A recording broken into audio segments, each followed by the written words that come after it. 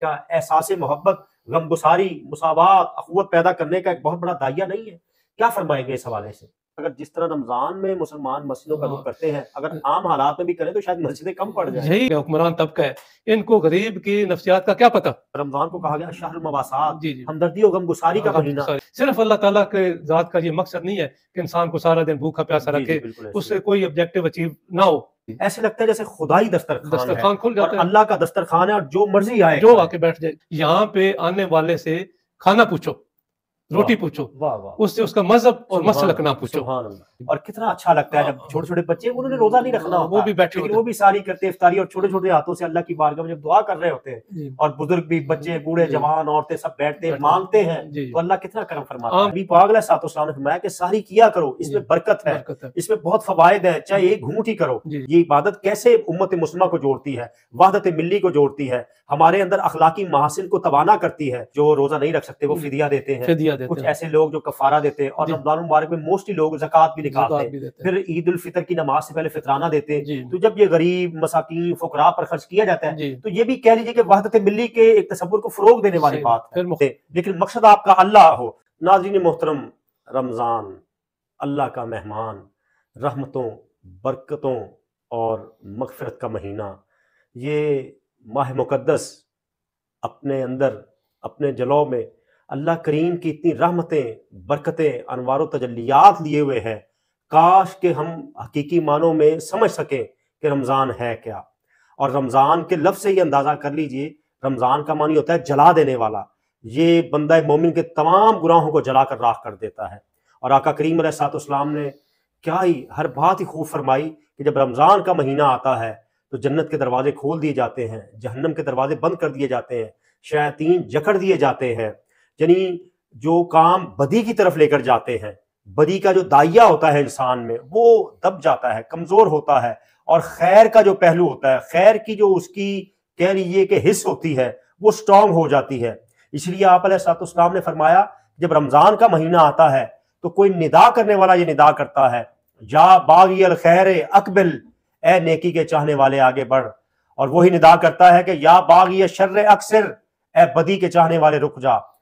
کیوں رک جا اور کیوں آگے بڑھ؟ یعنی فروغ خیر کا ایک کینوس پورے عالم اسلام میں چھایا ہوتا ہے، اور اس کی جو رحمتوں کی رمجھم ہو رہی ہوتی ہے، جو انسان کے نہ صرف ظاہر کو، باطن کو، شعور کو، لاشعور کو، اس کی روح کو، اس کے قلب کو، اس کے حواس کو، اس کی سماعت کو، اس کی بصارت کو ایسی طہارت دیتی ہے کہ بس سبحان اللہ کہنے کو جی چاہتا ہے۔ ناظرین محترم، گزشتہ نشست میں ہم نے ڈاکٹر قاضی عبدالرؤف معینی صاحب سے یہ روزہ کے جو طبی فوائد ہیں اور جو اس کے فزیکل امپیکٹ ہیں اس پر بات کی تھی۔ اب اسی میں جو کچھ باتیں ہماری رہ گئی تھی میں اس پہ عرض کرنا چاہتا ہوں ڈاکٹر صاحب کی رہنمائی میں، کہ روزہ کیسے ہمارے اخلاق کو سنوارتا ہے، ایک معاشرے کی تشکیل کے لیے یہ عبادت کیسے امت مسلمہ کو جوڑتی ہے، وحدت ملی کو جوڑتی ہے، ہمارے اندر اخلاقی محاسن کو توانا کرتی ہے۔ تو ڈاکٹر صاحب، سب سے پہلے تو آپ کا ایک بار پھر شکریہ، ذرا ہماری رہنمائی کیجیے گا کہ روزہ جو ہے، جس کی قرآن کریم میں بڑی تاکید ہے، یہ لازم ہے ہر مسلمان عاقل بالغ مقیم پر، اور پھر حدیث مبارکہ میں کثرت سے اس کی امپورٹنس بیان کی گئی ہے، تو کیسے بتائیے گا کہ یہ ملی وحدت کا ایک بہت بڑا ٹارچ بیریئر نہیں ہے؟ یہ لوگوں میں یگانگت پیدا کرنے کا، احساس محبت، غمگساری، مساوات، اخوت پیدا کرنے کا ایک بہت بڑا داعیہ نہیں ہے؟ کیا فرمائیں گے اس حوالے سے؟ اعوذ باللہ من الشیطان الرجیم، بسم اللہ الرحمن الرحیم، نحمدہ و نصلی علی رسول الکریم۔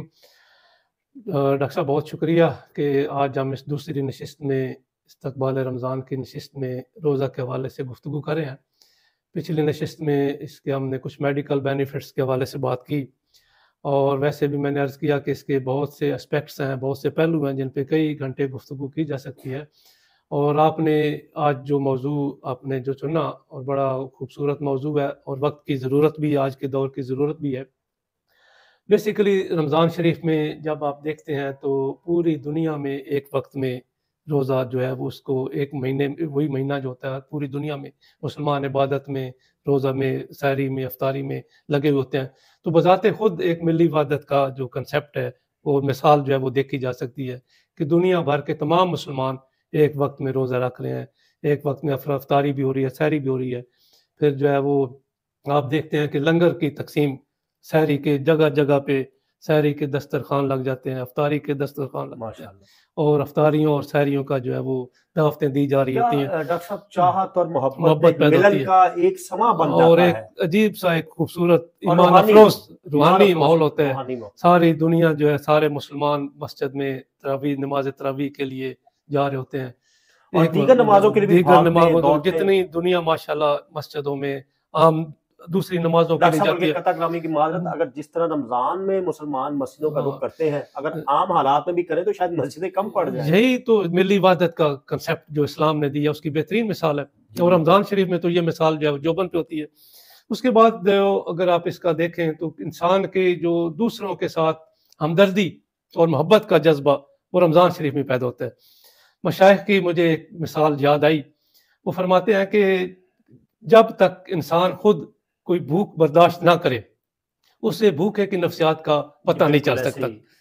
آج کل جو ہمارے امیر لوگ ہیں، حکمران طبقہ ہے، ان کو غریب کی نفسیات کا کیا پتہ، کیونکہ انہوں نے تو کبھی ایک وقت کا فاقہ بھی برداشت نہیں کیا۔ اللہ تعالیٰ نے روزہ رکھ دیا کہ وہ بھی اس کہہ لیجیے احساس ان میں پیدا ہو، اس کیفیت سے گزرے۔ اور سارا دن جب انسان گرمیوں کے جون جولائی اگست کے مہینوں میں سارا دن جب پانی نہیں پیتا، تو سردیوں میں بھی جو بھی مہینہ ہو، جو بھوک برداشت کرتا ہے اس کو پھر پتہ چلتا ہے کہ انسان بھوکے، انسان کی نفسیات اذیت کیا ہوتی ہے اور بھوکے کی نفسیات کیا ہوتی ہے۔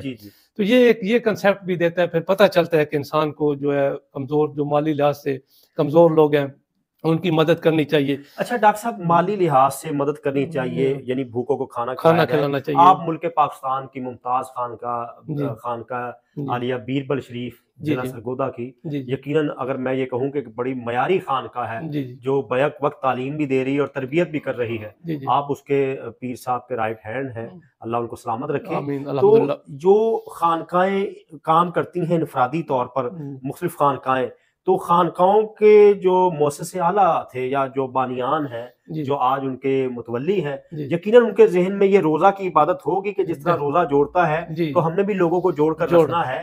تو خانقاہوں میں تو سارا سال ہی ان کو کھانا کھلایا جاتا ہے، اور روزہ میں جب ہم پوری سوسائٹی میں یہ دیکھتے ہیں، تو اس حوالے سے کیسے آپ سمجھتے ہیں خانقاہ اور روزہ یہ کیسا ملن ہے؟ آپ کیا کہتے ہیں؟ یہی دراصل جو اسلام کے جو تمام عبادات ہیں یہ آپس میں انٹر لنکڈ ہیں، اور ان کے جو ایفیکٹس ہیں وہ basically for the welfare of the human being ہے۔ ٹھیک ہے، انسان کی، انسانیت کی فلاح و بہبود کا جو بیسک آبجیکٹو ہوتا ہے، انسان کی کس طرح جو ہے ایک ایسے اسٹوڈنٹس، جس طرح آپ نے مثال دی، ادارہ معین الاسلام کی مثال دی، جہاں پہ 26 اضلاع کے طالب علم، ایسے طالب علم جو کہ افورڈ نہیں کر سکتے ان کے والدین کہ ان کو اپنا مہنگے اسکولوں میں پڑھائیں، ان کو وہاں رہائش بھی وہاں ملتی، تعلیم بھی، صحت کے معاملات بھی، روز کھانا بھی، ان کو وظائف بھی دیے جاتے ہیں، ان کو پورا 15 سال 12 سال 13 سال تک پی ایچ ڈی تک کی یہ جو روزے کو، رمضان کو کہا گیا شہر المواسات، ہمدردی و غم گساری کا مہینہ، تو یہ عبادات نے ہی ان بزرگوں کے قلب میں، قلوب میں یہ بات راسخ کی ہے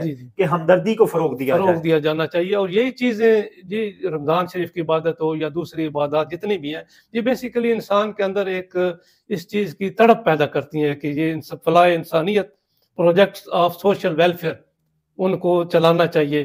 صرف اللہ تعالیٰ کے ذات کا یہ مقصد نہیں ہے کہ انسان کو سارا دن بھوکا پیاسا رکھے، اس سے کوئی آبجیکٹو اچیو نہ ہو، اور اس کی جو روح ہے وہ اس پہ جب تک اس تک نہ پہنچے۔ اور ڈاکٹر صاحب کتنی ہمیں بڑی اچھی پوزیشن لگتی ہے جب افطار کا وقت ہوتا ہے تو آج تک کسی نے نہیں پوچھا کہ کسی کا روزہ ہے یا نہیں ہے، کوئی مسلم ہے یا نان مسلم ہے، ایسے لگتا ہے جیسے خدائی دسترخوان کھل جاتا ہے، اور اللہ کا دسترخوان ہے، اور جو مرضی آئے جو آ کے بیٹھ جائے، کوئی تخصیص نہیں ہوتی۔ اور میں نے ایسے لوگوں کو بھی ڈاکٹر صاحب دیکھا ہے جو اتنا زیادہ افورڈ نہیں کرتے، لیکن خدائی رحمت اور برکت کے ایسے درواہ ہوتے ہیں کہ وہ بھی دسترخوان لگا دیتے ہیں، اور اللہ برکت ڈالتا ہے، لوگ آتے ہیں، کھاتے ہیں، اور محسوس یہ ہوتا ہے ڈاکٹر صاحب ایک بندہ دوسروں کو کھلائے، بھوکے کو کھانا کھلائے، پانی پلائے، اللہ کو یہ بات بڑی پسند ہے۔ یہی صوفیاء کا طریقہ ہے، صوفیاء یہی کرتے ہیں، کوئی لنگر لگا کے بیٹھ جاتے ہیں اور ہر کوئی آتا ہے اور کھاتا جاتا ہے۔ مجھے یہاں پہ ایک شعر یاد آتا ہے جو حضرت ابو الحسن خرقانی رحمۃ اللہ علیہ کے جلیل القدر صوفی ہیں، ان کے مزار کے باہر مین گیٹ کے اوپر لکھا ہوا فارسی زبان میں شعر ہے، جس کا ترجمہ میں پیش کروں گا کہ یہاں پہ آنے والے سے کھانا پوچھو، روٹی پوچھو، اس سے اس کا مذہب اور مسلک نہ پوچھو۔ تو یہ کہیں بھی یہ جو اس کو انگریزی زبان میں اس کو کمیونل فوڈ کہا جاتا ہے. واہ واہ. کمیونل فوڈ کا کنسیپٹ جو ہے وہ صرف اسلام میں ہی ملتا ہے, صحیح اپنی روح کے ساتھ صحیح. ڈاکٹر صاحب ایسے لگتا ہے جیسے حدیث مبارکہ ہے کہ من فطر فیہ صائمن, جس نے کسی روزہ دار کا روزہ کھلوایا, یعنی بھوکے کوئی کھانا کھلانا ہے نا. یہ کنسیپٹ اپنی کہہ لے کہ جمیع صورت میں جب معاشرے میں رائج ہوا ہے تو خانقاہ نظام میں کی صورت میں ہمیں نظر آیا ہے. اس کا مطلب ہے کہ روزہ ایک پیچھے بہت بڑی فورس ہے. اور پھر ایسا اگر آپ نے وحدت کی بات کی, وحدت اگر آپ دیکھیں تو فیملی وحدت بھی روزہ میں ہی ہے. سحر و افطار, سحر و افطار میں سب اٹھ کے ایک دسترخوان پہ بیٹھتے ہیں, ایک ہی وقت میں ایک ہی دسترخوان پہ. اور کتنا اچھا لگتا ہے جب چھوٹے چھوٹے بچے, انہوں نے روزہ نہیں رکھنا ہوتا, وہ بھی بیٹھے ہوتے ہیں, وہ بھی ساری کرتے افطاری, اور چھوٹے چھوٹے ہاتھوں سے اللہ کی بارگاہ میں جب دعا کر رہے ہوتے ہیں, اور بزرگ بھی, بچے بوڑھے جوان عورتیں سب بیٹھتے ہیں مانگتے ہیں, تو اللہ کتنا کرم فرماتا ہے. عام طور پہ گھروں میں یہ رواج ہوتا ہے کوئی ایک وقت میں کھانا کھاتا ہے, کوئی 15 منٹ بعد کھاتا ہے, کوئی 2 گھنٹے بعد کھاتا ہے. افطاری سب اکٹھی کرتے ہیں, سب نے ساری اکٹھی. اور ڈاکٹر صاحب آپ کی تکلامی کی معذرت کہ نبی پاک علیہ الصلوۃ والسلام نے فرمایا کہ ساری کیا کرو, اس میں برکت ہے, اس میں بہت فوائد ہیں, چاہے ایک گھونٹ ہی کرو. اور خود نبی پاک علیہ الصلوۃ والسلام نے مختلف حدیث میں اس کو بابرکت کھانا قرار دیا ہے. اور افطاری میں جلدی کی جائے, اور افطار کو آپ دیکھ لیجئے کہ آپ نے اس کی بھی کہہ لیجئے کہ روزہ دار کے لیے 2 خوشیاں ہیں, ایک اللہ سے ملاقات اور دوسرے افطاری کے وقت. تو یہ سارے افطار کی برکتیں ڈاکٹر صاحب. صحیح بات. اس میں اس سے جب اس کھانے کے وقت سب اکٹھے ہوتے ہیں, دکھ سکھ کی باتیں ہوتی ہیں, سب ایک دوسرے کے ساتھ محبت بڑھتی ہے, محبت پیدا ہوتی ہے. پھر جتنی افطار کی پروگرامز ہوتے ہیں, افطار کی پارٹی ہوتی ہیں, اس میں بھی سب لوگ اکٹھے بیٹھ کے ملنے کا بہانہ ہوتا ہے, سبب ہوتا ہے. اور ڈاکٹر صاحب اس میں مجھے وحدت ملی کے اور بھی رنگ نظر آتے ہیں کہ کچھ ایسے لوگ جو روزہ نہیں رکھ سکتے وہ فدیہ دیتے ہیں, کچھ ایسے لوگ جو کفارہ دیتے ہیں, اور رمضان المبارک میں موسٹلی لوگ زکوٰۃ بھی نکالتے ہیں, پھر عید الفطر کی نماز سے پہلے فطرانہ دیتے ہیں. تو جب یہ غریب مساکین فقراء پر خرچ کیا جاتا ہے تو یہ بھی کہہ لیجیے کہ وحدت ملی کے ایک تصور کو فروغ دینے والی بات ہے. پھر مخیر حضرات جو ہوتے ہیں وہ راشن پیکج تیار کرتے ہیں جن میں غریب لوگ. لیکن ڈاکٹر صاحب یہاں میں یہ عرض کروں گا, مخیر حضرات سے بڑے دست آپ ضرور چیریٹی کیجیے, آپ خیرات کیجیے جتنا کر سکتے ہیں. دونوں پہلو ہیں قرآن نے دیے, سرن و علانیۃ, کہ آپ چھپ کر دے یا ظاہری طور پر دے, لیکن مقصد آپ کا اللہ ہو. لوگوں کی عزت نفس کا خیال ضرور رکھیے. کسی غریب مسکین فقیر کو کوئی ان کو لائن میں لگ کر ان کی انسلٹ نہ کی جائے.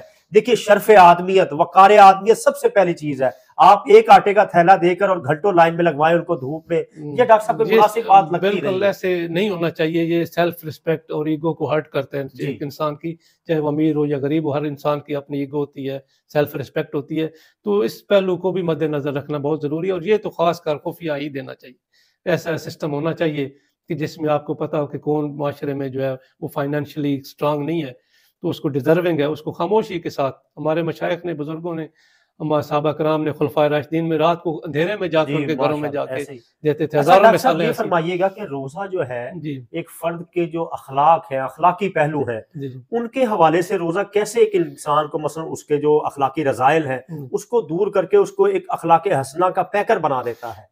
اس میں سب سے بڑی بات تو یہ ہے کہ سب سے قوت برداشت پیدا ہوتی ہے. سبحان اللہ. آج کل ہمارے آج کل تحمل, آج کل عدم برداشت, شہر الصبر کہا گیا ہے اس کو, عدم برداشت آج کل ہمارے معاشرے میں پیک پہ ہے. اور یہ اگر میں کہتا ہوں یہی کوالٹی ہمارے اہل وطن کے لوگوں میں آ جائے تو کتنے مسائل اور مصائب ہم سے دور, سارے لڑائی جھگڑے اور جو کچھ ہماری پولیٹیکل سچویشن چل رہی ہے, بھی ایڈوکیٹ بھی ہیں, عدالتوں میں یہ ایشوز کتنے آتے ہوں گے, لڑائی جھگڑے کے, مار وغیرہ کے, رواداری نہ ہونے کی وجہ سے, تحمل برداشت نہ ہونے کی وجہ سے سارے کے سارے مسائل. پہلی بات تو یہ کہ انسان میں تحمل برداشت مزید توانا ہوتی ہے. پھر صبر پیدا ہوتا ہے, صبر پیدا ہوتا ہے کہ چیز آپ کے سامنے پڑی ہے, ایک ڈسپلن لائف ہو جاتی ہے. ڈاکٹر صاحب مجھے دیکھیے ایک چیز آپ کے سامنے ہے, اللہ نے, اور جائز چیز ہے, کھانا پینا گھر میں کوئی نہیں, آپ کا یہ تصور ہے کہ اللہ دیکھ رہا ہے. تو ناظرین محترم, کیا اس سے یہ پہلو نہیں نکلتا کہ ہم اللہ کریم نے جو جن چیزوں سے ہمیں منع کیا ہے اس سے بھی رک جائے؟ روزے کی تربیت تو ڈاکٹر صاحب یہی ہے کہ جب اللہ ایک جائز کام سے روک رہا ہے تو بندہ خود سوچے تو ناجائز جو ہر حالت میں منع ہے, جی بالکل, اسے کیوں نہ روکا جائے؟ رکنا چاہیے, ڈیفینیٹلی رکنا چاہیے. اور یہی تو یہ چیز جو انسان میں پھر جب یہ کنٹینیوسلی یہ پروسیس ریپیٹ ہوتا ہے, 30 مہینوں میں 30 دنوں میں ریپیٹ ہوتا ہے, پھر ہر سال ایک کورس کروایا جاتا ہے آپ کو, صبر اور تحمل اور برداشت کا کورس کروایا جاتا ہے.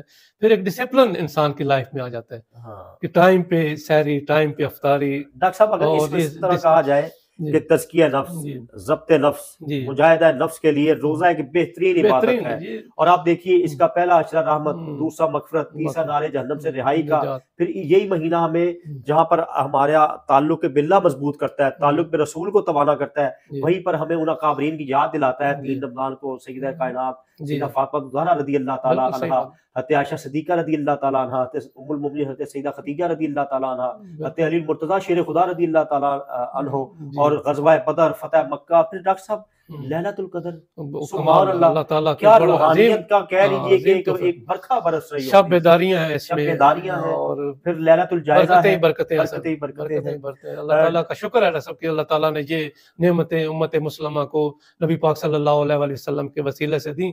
اللہ تعالیٰ ہمیں ان پہ عمل کرنے کی توفیق۔ ڈاکٹر صاحب بہت شکریہ آپ کا۔ ناظرین محترم، قرآن کریم جو بھی عبادت، جو بھی حکم دیتا ہے، اس کے پیچھے اس کی حکمت اور کہہ لیجئے کہ مقصدیت ہوتی ہے۔ روزہ کے لیے اللہ تعالیٰ نے فرمایا لعلکم تتقون، تاکہ تم پرہیزگار بن جاؤ۔ میں نے، آپ نے، ہم سب نے انشاءاللہ عزیز، اللہ کا شکر ہے کہ اللہ نے ہمیں پھر اللہ کریم نے یہ مہینہ عطا کر دیا۔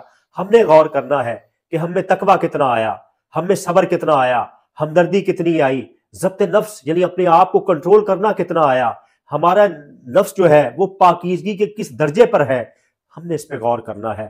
ہر شخص غور کرے کہ یہ ماہ مقدس نہیں معلوم کہ آئندہ برس ہمیں نصیب ہونا یا نہیں ہونا۔ ہم میں سے کوئی نہیں جانتا کتنے ہمارے عزیز پیارے جو گزشتہ برس ہمارے ساتھ تھے، اس برس ساتھ نہیں ہے۔ اللہ ان کی مغفرت فرمائے اور ہمیں مستعد کرے کہ ہم اس رمضان میں وہ کچھ حاصل کریں کہ جو شاید گزشتہ برس ہم سے رہ گیا ہو، اور اللہ تعالیٰ ہمارے روزوں سے، ہماری سحری سے، افطاری سے، صدقہ و خیرات سے، تلاوت سے، دیگر حسنات سے خوش ہو جائے، ہم سے راضی ہو جائے، تو سمجھے کہ ہم نے رمضان کے مقصد کو پا لیا اور ہماری زندگی کامیابی کی طرف گامزن ہو گئی۔ اور انشاءاللہ العزیز انہی چیزوں کو سامنے رکھتے ہوئے ہم یہی امید کریں گے کہ اللہ تعالیٰ ہمیں اخروی نجات بھی عطا فرمائیں گے۔ آمین۔ پروگرام کا وقت ختم ہوا، اجازت دیجیے، اللہ حافظ۔